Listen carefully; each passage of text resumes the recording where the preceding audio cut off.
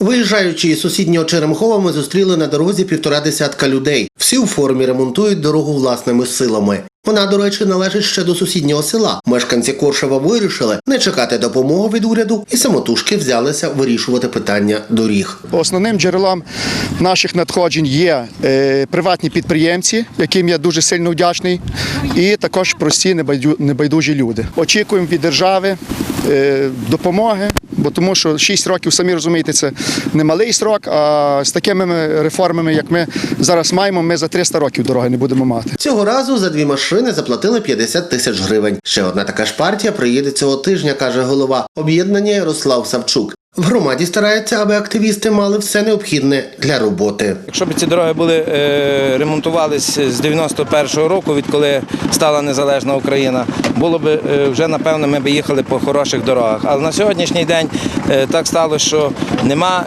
держава все не доходить, не доносить до нас. Ми пішли іншим способом, закуповуємо асфальт, допомагають нам агрохолдинги, підприємці, роботу і так далі. Разом усі. Окрім дороги, у селі ще й активно ремонтують пішохідні доріжки. Коли не було асфальту, то у центрі їх зробили із цементу. І служать вони вже не один рік. З Коршева Коломийського району Богдан Малецький, Галина Ровенчук, телерадіокомпанія «Раї».